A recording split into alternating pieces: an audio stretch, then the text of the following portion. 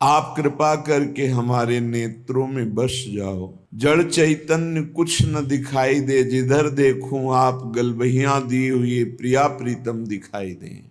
और लाडली जू, आपने तो अखिल कोटि ब्रह्मांड नायक परात्परी इस घनश्याम को जीत लिया, और हम इसी गर्व में हैं कि हमारी स्वामिनी ऐसी महामहिम महिमा में। तो स्वामिनी जी, आपका बल धारण करके हमने वेद के सिद्धांतों का भी त्याग कर दिया और अन्य भाव वाले मार्गों का उपदेश करने वाले संतों की भी बात नहीं सुनी, केवल आपके नाम रूप लीला धाम का आश्रय लिया।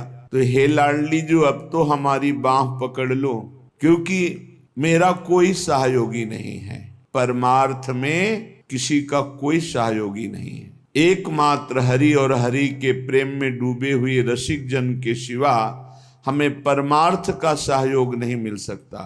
जीवन की सबसे बड़ी सिद्धि है जिसने न कभी संसार में किसी को दोस्त बनाया और न किसी को दुश्मन बनाया। सबसे बड़ी सिद्धि है सबसे मित्रवत व्यवहार करना, पर मित्र किसी को ना मानना, निर्मम रहना, सब पर दया करुणा करना, पर अहंकार न करना, सुख दुख में समान भाव रखना और अपने ऊपर अपराध करने वाले को सदैव क्षमा करना। दिखते सुंदर हैं भोग, लेकिन बहुत कटु दुखदायक है, विषम है। फंसा दिया इस बुद्धि ने, बहुत दुष्ट है, ये राक्षसी है बुद्धि। जब तक प्रभु के चिंतन में नहीं लगती तब तक ये आसुरी बुद्धि बनी रहती है। हमारी बुद्धि किसी भी माता बहन पर जब दृष्टि जाती है तो भोग बुद्धि हो जाना, ये राक्षसी बुद्धि है। रक्षा करो हे राधा कृष्ण हमारी रक्षा करो, ये बुद्धि माताओं बहनों के प्रति राक्षसी भाव को प्राप्त हो रही। और यही सत्य है, हमारी जो बुद्धि जैसी होती है हमको सामने वैसा ही दृश्य दिखाई देता है। जो केवल प्राणों के ही पोषण में लगा हुआ है, केवल इंद्रिय सुखों के ही भोगने में लगा हुआ है, वो असुर भाव को प्राप्त है, वो राक्षसी बुद्धि है। ये जो बुद्धि निश्चय कराती है ना, बहुत गलत निश्चय कराती, इसमें सुख इसमें सुख इसमें सुख। धिक्कार है। कृपा से दिव्य मानव देह प्राप्त करके दिव्य आध्यात्मिक सुख प्राप्त करने की लालसा रखनी चाहिए, ना कि भोग दृष्टि से देखना चाहिए। जब काम अपना अधिकार जमा लेता है हृदय में, तो क्रोध का तांडव शुरू हो जाता है, नाक में गुस्सा रहता है। छोटी छोटी बातों में वो अपने पूज्य जनों को भी कटु वचन, कठोर व्यवहार, हिंसा भी कर सकता है। ये क्रोध बहुत बड़ा अनिष्टकारी, कभी किसी का क्रोध से मंगल नहीं हुआ। क्रोध को क्षमा के द्वारा नष्ट करना चाहिए। नाम जप से ऐसा धैर्य धारण करना चाहिए, जो आपके प्रति अपमान की क्रिया, प्रतिकूल क्रिया, तिरस्कार क्रिया, अहित क्रिया करे, उसको भी क्षमा कर दो। अगर गृहस्थ हो तो अपनी पत्नी के सिवा सर्वत्र जननी भाव हो, पूज्य भाव हो, प्रियाजू की सब सखियां हैं या स्वयं जगत अम्बा इन रूपों में विराजमान हैं, ऐसा पवित्र भाव करो। जैसे हम अपने घर में जवान बहन, जवान बेटी, जवान परिकर के साथ रहते हुए कभी दोष बुद्धि नहीं होती, कभी ये भाव ही नहीं आता ये स्त्री है, मेरी बहन, मेरी बेटी। ऐसे ही चराचर जगत का भाव बन जाए तो हमारी बुद्धि शुद्ध हो जाए। किसी भी व्यक्ति का छिद्रावेषण करना, इसमें क्या दोष है, ये देखने का अधिकार केवल गुरु को है या पूज्य जनों को है, वो भी अपने निज शरणागतों के, अन्य के नहीं। और वो भी उसे निर्दोष करने के लिए, निंदा या अपमानित अवहेलना करने के लिए नहीं। किसी भी प्राकृतिक वस्तु को लेकर के जो अहम वृत्ति प्रकट होती है उसे मद कहते हैं। ये मद नष्ट करने वाला होता है। जब मद होता है तो उसे कुछ सुहाई नहीं देता है, क्या करना चाहिए क्या नहीं करना चाहिए, ऐसा अहंकारी पुरुष निर्णय नहीं कर सकता। वो तो पवित्र बुद्धि वाला निर्णय करता है। इसलिए अहंकार सर्वथा त्याज्य है, क्योंकि ये समस्त संस्कृति का मूल और दुख ही इससे प्राप्त होता है।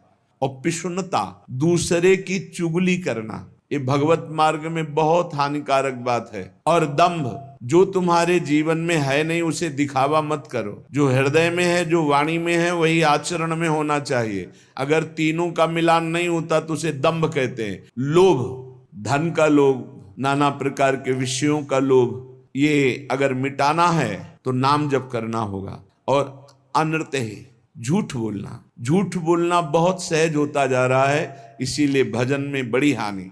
अब इससे ज्यादा क्या होगा, संसार में एक जगह ऐसी है जहां झूठ वैसे तो कहीं नहीं बोलना चाहिए, पर किसी भी कारण से गुरुदेव से तो बोलना ही नहीं चाहिए।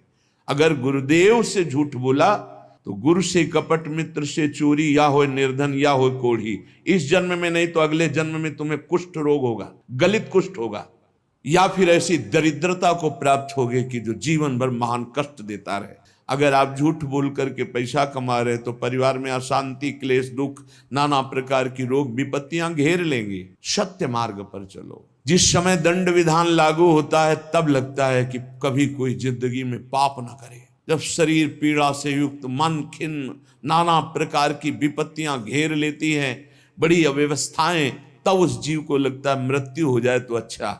तो क्या होगा? मृत्यु हो जाने पर तुम कोई सुविधा में पहुंच जाओगे क्या? भारी दुख। मृत्यु के बाद कोई सुख? अरे सुख तो इस मनुष्य शरीर में है। इस मनुष्य शरीर से परमात्मानंद प्राप्त कर सकते हो, अखंडानंद प्राप्त कर सकते हो, भगवत प्रेमानंद प्राप्त कर सकते हो। भूल गए विषयानंद में, और जब विपत्ति आई तब मृत्यु को मनाने लगे। श्री जैमिनी जी ने एक दिव्य पक्षी उनके सामने प्रकट हुआ। ब्रह्म ऋषि किसी भी रूप में अपने जनों को उपदेश देने के लिए प्रकट हो सकते हैं। चैतन्य तेजोमय पक्षी। तो जैमिनी जी ने पूछा कि आपके दर्शन से ही लगता है कि आप त्रिकालज्ञ हैं, तो आप हमें ये बता सकते हैं कि जीव ये दुर्गति को प्राप्त क्यों होता है? तो उस दिव्य पक्षी ने कहा, महर्षि, मैं आपके मन के संशय को देखकर ही पक्षी रूप धारण करके आया हूँ। पूर्व काल में एक परम बुद्धिमान भृगुवंशी ब्रह्म ऋषि थे। उनके सुमति नाम का एक बहुत ही तेजस्वी पुत्र हुआ। जब वो बड़ा होने लगा तो वो शांत और जड़वत पागल, कुछ नहीं बोलना। जब उपनयन संस्कार यज्ञोपवीत हुआ, ब्रह्म ऋषियों में होता है, तो पिता ने कहा, सुमते, आज तक मैंने तुमसे कुछ नहीं कहा, लेकिन अब तुमको गायत्री अध्ययन, मंत्र अनुष्ठान, वेदाध्ययन ये सब करना होगा। भिक्षान्न से शरीर पोषण करो, गुरुकुल में वास करो, वेदों का अध्ययन करो, गायत्री अनुष्ठान करो, पूर्ण ब्रह्मचर्य, ब्रह्म तेज संपन्न हो, फिर गृहस्थाश्रम में प्रवेश करो और उत्तम धर्म का अनुष्ठान करके भगवत प्राप्ति करो। बेटा, तुम इन नियमों का पालन करो तो तुम्हें ब्रह्म की प्राप्ति होगी। कौन सा शोक है जो तुमको बोलने नहीं देता? मैं तेज से बता रहा हूं कि तुम साधारण जीव नहीं हो जो हमारे पुत्र बने हो, तुम्हारे ब्रह्म तेज से, पर तुम पागल जैसे रहते हो, एक भी शब्द नहीं बोलते हो। जब अनेक बार कहा तो सुमति जी कुछ नहीं बोले। पिता ने स्नेहवश फिर कहा, बेटा, तुम छल मत करो, मुझे पता है तुम बोल सकते हो और तुम ज्ञानी महात्मा हो। जब बार बार कहा तब सुमति ने हंस दिया और उसका, पिताजी, ये जो आप उपदेश कर रहे हैं ये बहुत बार, बहुत जन्मों में कर चुका हूं। मैं उस तत्व को प्राप्त हो चुका हूं जिसके जानने के बाद कुछ जानना बाकी नहीं रहता। इसीलिए मैं जड़वत पागल आचरण करता हूं कि आप हमको ये न समझ पाए कि मैं आपका पुत्र बहुत विद्वान या बहुत ज्ञानी हूं। मैं त्रिकालज्ञ हूं, मुझे तीनों कालों का ज्ञान है। मैंने बहुत से शास्त्रों का ज्ञान प्राप्त किया, वो अक्षरशः मुझे सब भगवत कृपा से स्मृति में व्याप्त है। हर कला में मैं प्रवीण हूं, शिल्प कला आदि सब कलाओं में प्रवीण हूं। इस समय मैं आपके और अपने 10,000 जन्म तक को देख रहा हूं। स्वाभाविक खेद, क्षय, क्षोभ ये हमें स्पर्श भी नहीं कर सकते। संतोष, आनंद, वृद्धि ये सदैव हमारे हृदय में होती रहती है। शत्रु मित्र इनका मुझे भान भी नहीं, सब में एक ब्रह्म व्याप्त है, ये अनुभव है। पिताजी, आप पत्नी और पुत्र के संयोग वाले हैं। आप मुझे पुत्र भाव से देख रहे हैं। अनेक बार तुम हमारे बेटा बन चुके हो तो बहुत आश्चर्य में हो रहे कि अभी तक तो बोला नहीं, बोला तो इस कोटि का बोला। तभी भगवत ऋषि जी कहते हैं, हर समय मौन रहे, बोले ना बोले तो हृदय की ग्रंथि खोले, जड़ चैतन्य का भेद मिटा दे, वो महाभागवत होता है। पिताजी, मैंने हजारों बार महान से महान सुख और महान से महान दुख भोगे हैं जो मेरी स्मृति में है। लाखों माताओं के गर्भ में विष्ठा और मूत्र के बीच में मैं पला हूं, मुझे याद है। अपने लोगों को इसी जन्म का याद नहीं है। मैंने बचपन, जवानी, बुढ़ापा सबको देखा है। मैं हर योनियों में गया हूं। मुझे हर योनि का पशु, मृग, कीट, पक्षी, मनुष्य, स्त्री, देवता सब बना हूं। प्रसन्नता से हृदय भर गया पिता का कि मेरा जो अनुमान था कि तुम कोई बहुत बड़े महात्मा हो, तेजस्वी, तुम पागल का केवल स्वांग कर रहे हो, ये सत्य हुआ। मैं धन्य हुआ जो तुम्हारे जैसा पुत्र प्राप्त किया। उन्होंने विस्मय से गदगद वाणी में कहा, बेटा ये ज्ञान तुमको कहां से प्राप्त हुआ? मैं भी तो साधना करता हूं, मैं भी ब्रह्म ऋषि हूं। तुम जड़ता का स्वांग कर रहे थे, इतने बड़े ज्ञानी महात्माओं की तुम्हें दसियों हजार वर्ष जन्म की बात याद है, फिर तुम जड़ता का भाव धारण करके मेरे यहां जन्म क्यों लिया? जब इतने सिद्ध हो तो तुम्हें मुक्त हो जाना चाहिए। क्या किसी मुनि का शाप है या देवता का शाप है जो तुम हमारे यहां पुत्र हुए? मैं ये रहस्य जानना चाहता हूं, बड़ा कौतूहल है मुझे। पुत्र ने कहा सुमति जी ने कि पिताश्री, पूर्व जन्म में मेरे साथ जो घटना घटी जिसके कारण मैं जन्म लिया हूं मैं तुम्हें बताता हूं। पूर्व काल में मैं निरंतर परमात्मा का ध्यान करने वाला महात्मा था। समस्त अष्टांग योग से सिद्ध, निरंतर भगवत अभ्यास में लगे रहना, संत पुरुषों का ही संग करना, अपने स्वभाव विचार परायण रखना और तत्वमसि इस महावाक्य की स्थिति प्राप्त करना। परमात्म तत्व में मेरी हर समय अभ्यास से स्थिति हो रही थी। बड़े बड़े साधक मेरे शिष्य बनने लगे। मैं बड़े बड़ों का प्रश्न का संदेह निवारण करता और मैं आचार्य पदवी पर बैठ गया। पर मेरा एकांत सेवन, भगवत चिंतन, इस पे बाधा पड़ गई। किंचित बचा हुआ अज्ञान मेरे अभ्यास में बाधा डालने लगा। मेरा ब्रह्म भाव में जो रति हो रही थी पलट गई।